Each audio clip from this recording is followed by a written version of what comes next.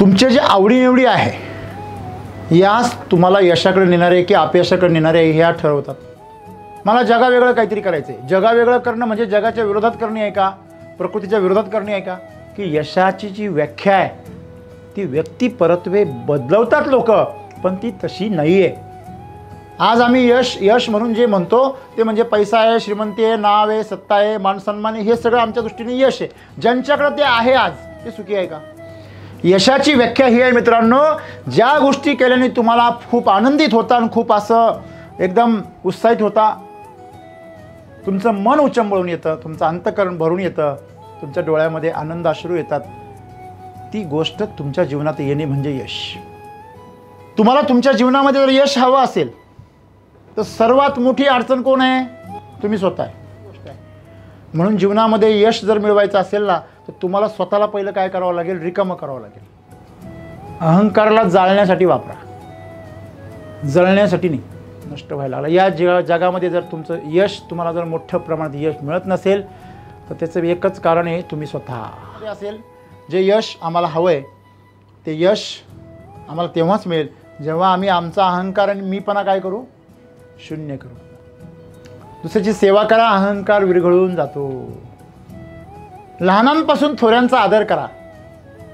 मी किती श्रेष्ठ हे बघण्यापेक्षा दुसऱ्याकडून मला काय शिकता येईल ते पहा. तुम्ही विकसित व्हा.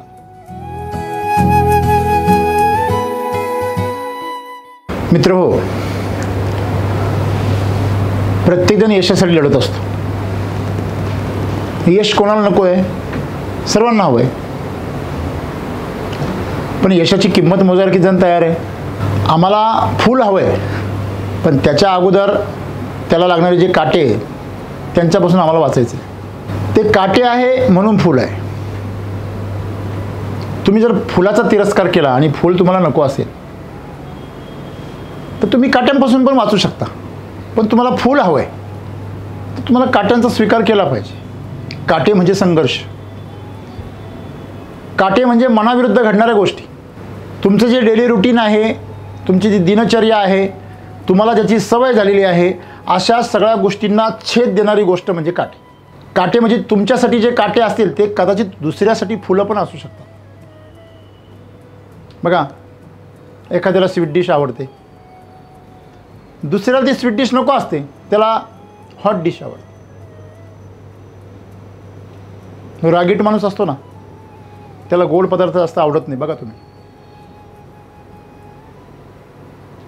जो अहंकारी माणूस असतो त्याला पण गोड पदार्थ, मधुर पदार्थ आवडत नाही, त्याला तामसी पदार्थ जास्त आवडतात. तुमचे जे आवडीनिवडी आहे याच तुम्हाला यशाकडे नेणारे की अपयशाकडे नेणारे ह्या ठरवतात. तुमच्या सवयी, तुमच्या धारणा, या सगळ्या गोष्टी ज्या आहे, ह्या सगळ्या गोष्टी तुम्हाला यशाकडे घेऊन जाणारे की अपयशाला घेऊन जाणारे हे कळतं. आपण जर पाहिलं की तुम्हाला पूर्वेला जायचं आहे आणि तुमच्या गाडीची दिशा पश्चिमेकडे, कोणी पण शहाणा माणूस म्हणेल हा कधी पोचणार आहे हे सांगण्यासाठी काही तज्ज्ञाची गरज आहे का? नाही म्हणे मी रिवर्स घेऊन जाणार आहे.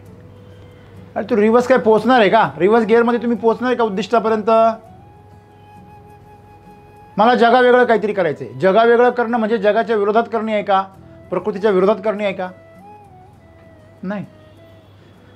आमच्यासाठी जग म्हणजे हे जे समाज आहे त्यांनी निर्माण केलेले नियम, धारणा, पद्धती, शैली, हे सगळे कायदे कानून हे सगळे समाजाने निर्माण केलेले आहे. पण ते प्रकृतीच्या दृष्टीने अनुकूल असतीलच असं नाही आहे. त्याच्यामुळे प्रकृती एक वेगळं अस्तित्व आहे आणि समाज एक वेगळं अस्तित्व आहे. दक्षिण कोरियाचा किंग जोन ज्या पद्धतीने राज्य करतो, ज्या पद्धतीने तो आपल्या देशाला प्रोजेक्ट करतो जगापुढे, ती एक माणसासाठीची एक ती प्रकारची काय ती विकृती आहे. माझ्याकडे एवढे अणुबॉम्ब आहे म्हणून सगळ्यांनी मला घाबरा आणि म्हणून सगळ्यांनी मला सहयोग करा, ही यशाची व्याख्या नाही आहे. त्याला जेव्हा अन्नधान्य लागतं, काही गोष्टींची गरज पडते, जगाबरोबर त्याला व्यापार करावा लागतो, तेव्हा त्याला जगाची गरज पडते. त्याला त्याच्या देशातील लोकांपुढे मी कसा हिरो आहे, मी तुमच्या कल्याणाचा कसा प्रयत्न करतोय हे त्याला दाखवावंच लागतं. तुम्ही कितीही गुंड असले, तुम्ही कितीही बदमाश असले तरी तुमच्या फॅमिलीसाठी तुम्ही बदमाश नाही राहू शकत. मी हे याच्यासाठी सांगतोय की यशाची जी व्याख्या आहे ती व्यक्तिपरत्वे बदलवतात लोक, पण ती तशी नाही आहे. आम्हाला यश म्हणजे काय हेच अजून कळलेलं नाही. मग हवं की नको हा नंतरचा प्रश्न आहे.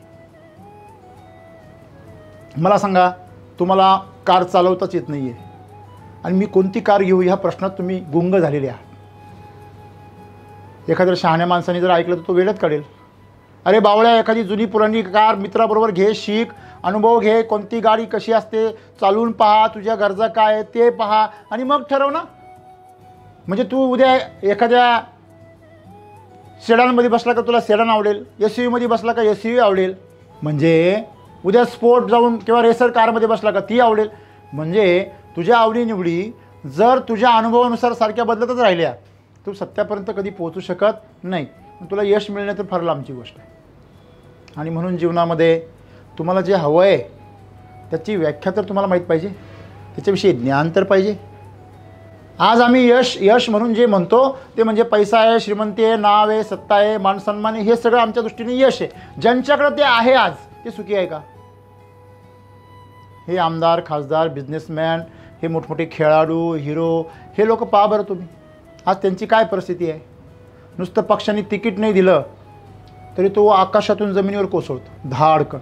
लगेच दुसरा पक्ष शोधतो, कुणी मला देतं का रे तिकीट, तिकीट देतं का रे तिकीट. नाटकाचं नाही हो, इलेक्शनचं म्हणतो मी. तसं ते पण एक नाटकच आहे, पण आता त्या नाटकाला सर्वजण टाळ्या वाजवतात ना, ते कौतुकाचं आहे. मित्रांनो, हे 5 वर्षाचं नाटक आहे आणि ते मात्र 2-3 तासाचं राहतं, एवढाच फरक आहे.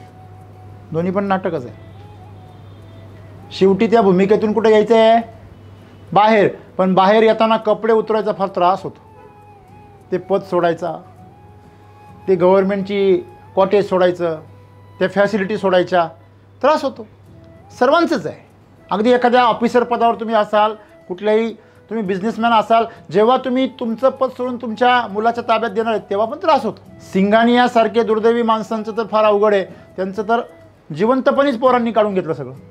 आज कुठेतरी व्हिडिओ पाहिला मी, हजारो करोडाचं ज्यांचं संपत्ती आहे, ॲसेट आहे, अशी व्यक्ती आता एका कंपनीची कार चालवते. ठीक आहे, त्या माणसाचं ते स्पिरिट फार चांगलं आहे, परंतु अख्खं आयुष्यभर जे आपण केलं ते आपल्या हातातून आपल्या मुलांनी काढून घेतलं. म्हणजे संस्कार कुठेतरी काय पडले? कमी पडले. पैसा तर भरपूर कमवला. सांगण्याचं तात्पर्य असं आहे, मग यशाची व्याख्या काय?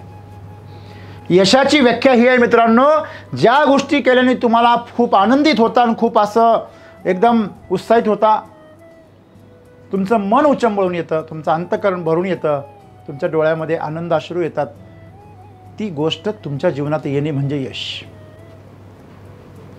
मग असे किती क्षण तुमच्या जीवनात आले, ते क्षण पकडून ठेवा आणि ते क्षण सातत्याने कशी टिकतील ह्याच्यासाठी प्रयत्न करा.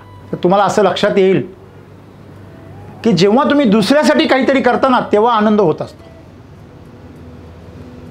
स्वतःसाठी करता तेव्हा सुख मिळतं, आनंद नाही होत.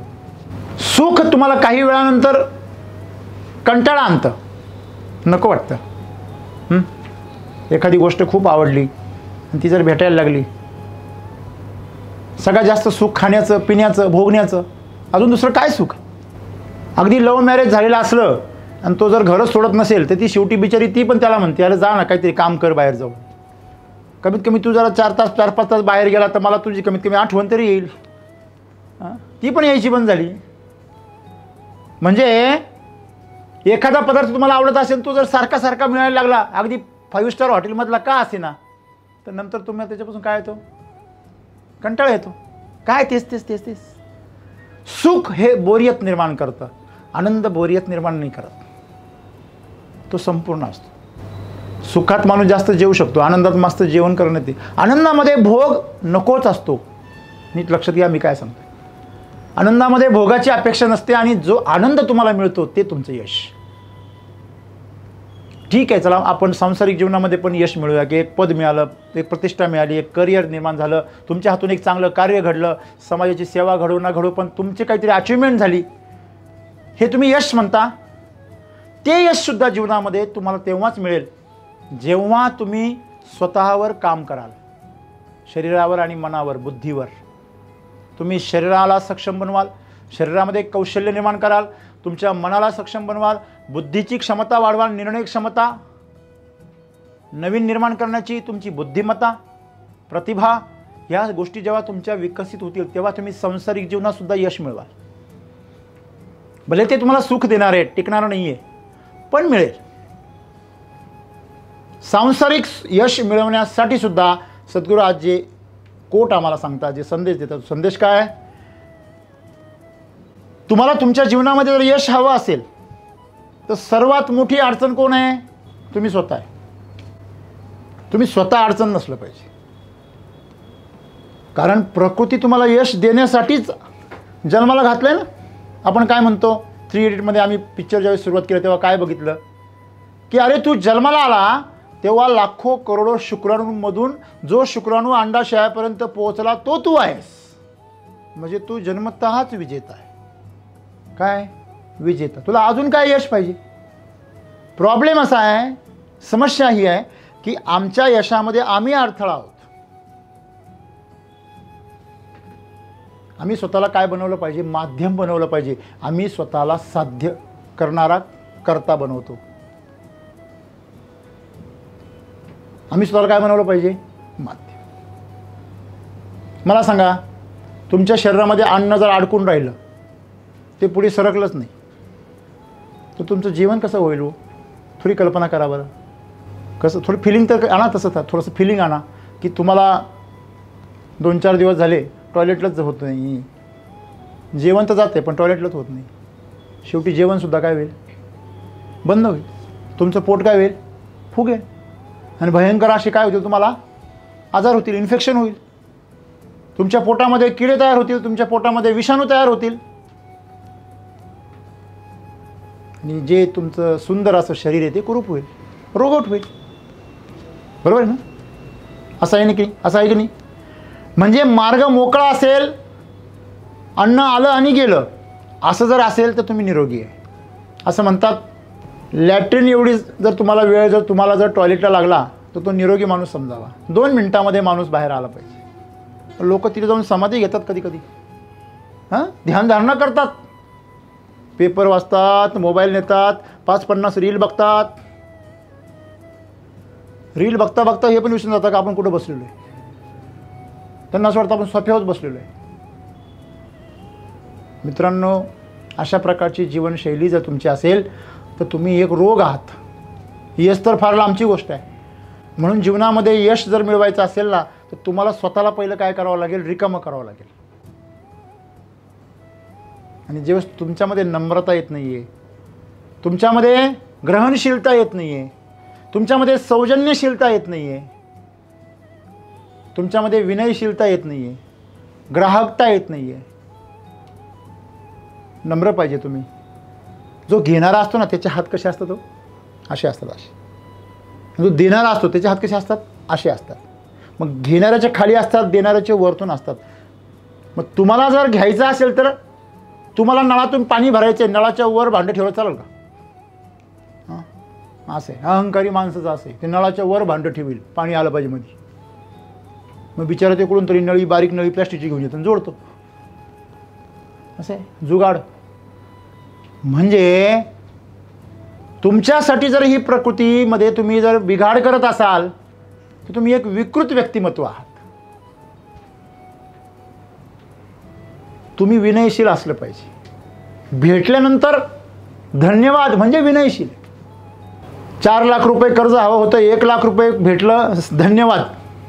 हे एकाचे 4 लाख करील मी माझ्या कष्टाने. माझं क्रेडिट वाढवेल.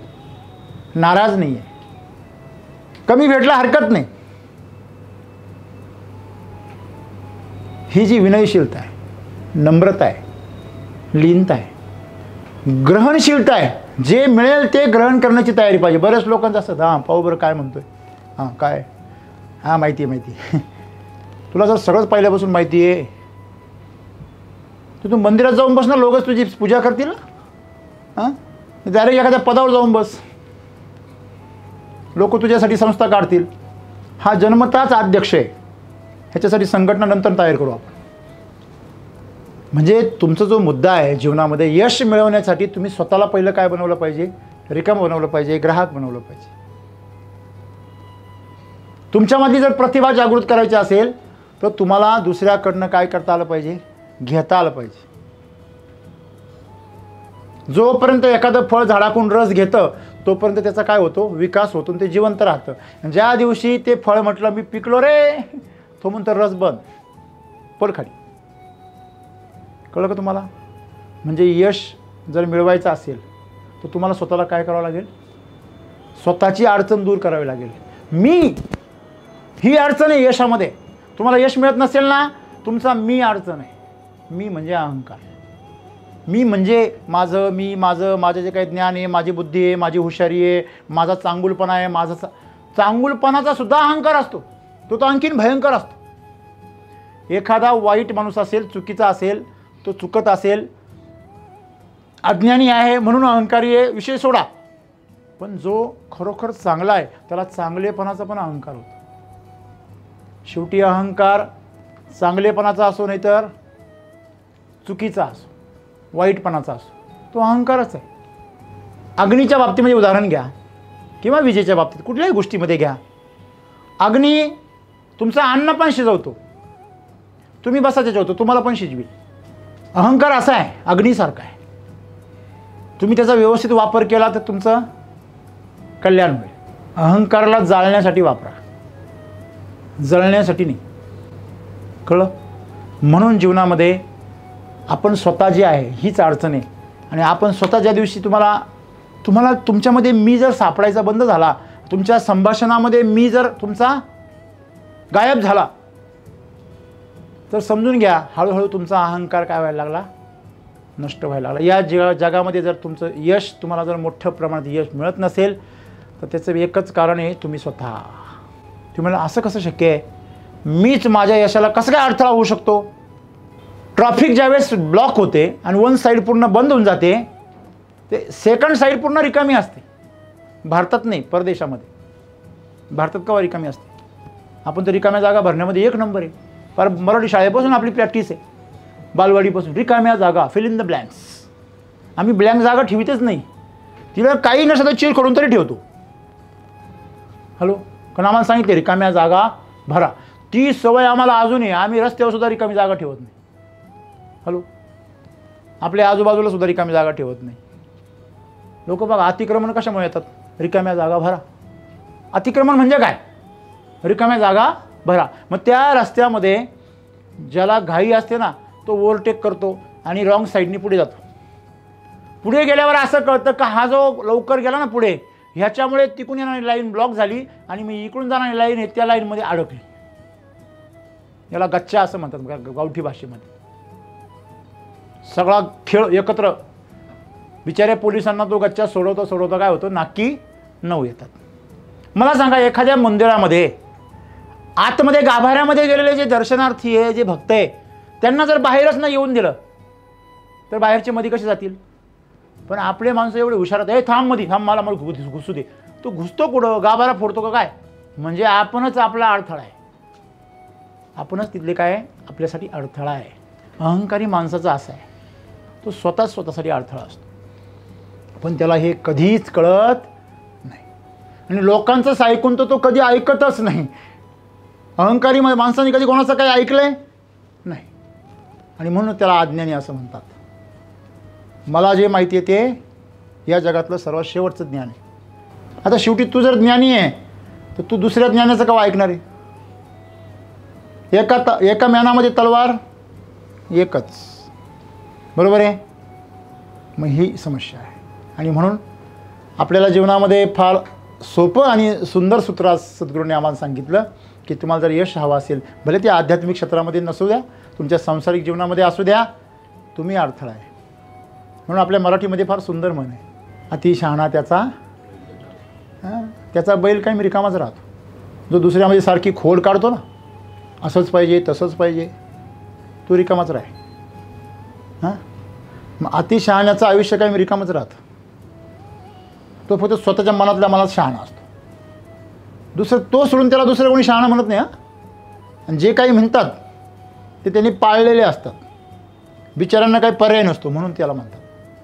राईट? तसं नसतं तर एका पक्षाचे एका नेत्याचे कार्यकर्ते दुसऱ्या नेत्याच्या हाताखाली गेले असते का? एका पक्षासाठी जीव द्यायला तयार होणारा माणूस दुसऱ्या पक्षामध्ये एका मिनिटात गेला असता का? आज आम्हाला हे सूत्र समजलं. या सूत्राचा वापर आम्ही आमच्या जीवनामध्ये केला पाहिजे. आमच्या जीवनात जे यश आम्हाला हवं आहे, आमच्या करिअरमध्ये असेल, आमच्या नात्यांमध्ये असेल, आमच्या स्वतःच्या वैयक्तिक जीवनामध्ये असेल, जे यश आम्हाला हवं आहे ते यश आम्हाला तेव्हाच मिळेल जेव्हा आम्ही आमचा अहंकार आणि मीपणा काय करू? शून्य करू. आणि तो अहंकार आणि मीपणा शून्य करण्याचा मार्ग काय आहे? नम्रता, सेवा. दुसऱ्याची सेवा करायला शिका. दुसऱ्याची सेवा करा, अहंकार विरघळून जातो. लहानांपासून थोड्यांचा आदर करा. मी किती श्रेष्ठ हे बघण्यापेक्षा दुसऱ्याकडून मला काय शिकता येईल ते पहा. तुम्ही विकसित व्हाल. सेवा करा, नम्रता ठेवा, सर्वांचा आदर करा, सर्वांवर प्रेम करा. तुमचा अहंकार गळून जाईल. आणि असं तुम्ही जर करू शकलात, तुम्ही स्वतः तुमच्या यशामध्ये कधीच अडचण बनणार नाही. आणि मग तुमच्या जीवनामध्ये एकच शब्द शिल्लक राहील, यशस्वी भव. धन्यवाद.